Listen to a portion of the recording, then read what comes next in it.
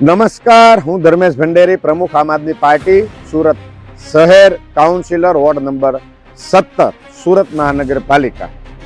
સુરત મહાનગરપાલિકાના ભારતીય જનતા પાર્ટીના શાસનને 30 વર્ષ કરતા વધારે સમય થઈ ગયો અને 30 વર્ષના સમયમાં ભ્રષ્ટાચારના અનેક ઉદાહરણ આપણે જોયા છે. ત્યારે સુરત મહાનગરપાલિકાની વડોદ ખાતેની આ પાણીની ટાંકી જે આજથી 10 વર્ષ પહેલા બની હતી, જે ટાંકીને આપણે જોઈ શકો છો કેવી દયનીય હાલત છે. આ પાણીની ટાંકી ગમે ત્યારે પડી જાય એમ છે. 2015માં 8મા મહિનાની 21 તારીખે શુક્રવારના રોજ એ સમયના તત્કાલીન મેયર શ્રી નિરંજનભાઈ ઝાંઝમેરાની આગેવાનીમાં એમના પ્રમુખ સ્થાન હેઠળ આ ટાંકીનું લોકાર્પણ કરવામાં આવેલું. એટલે કે 10 વર્ષની માથે 5 મહિના જેટલો સમય થયો.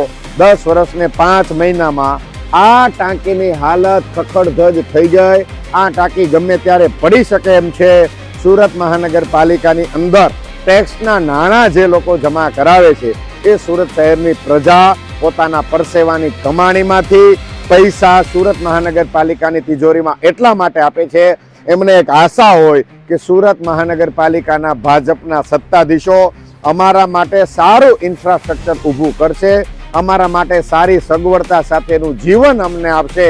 પરંતુ આ તમામ આશા ઠગારી નીવડી છે. આ સુરત મહાનગરપાલિકાની ટાંકી હજી ભારતીય જનતા પાર્ટીના શાસકો સમજતા નથી કે આને હવે ઉતારી લેવી જોઈએ. જો આને નહીં ઉતારી લઈએ તો આ ટાંકી પણ ગમે ત્યારે હેઠી પડશે અને લોકોનું જીવન જોખમમાં મુકાશે.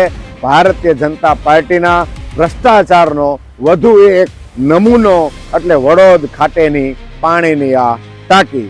જય હિન્દ, જય જય ગરવી ગુજરાત.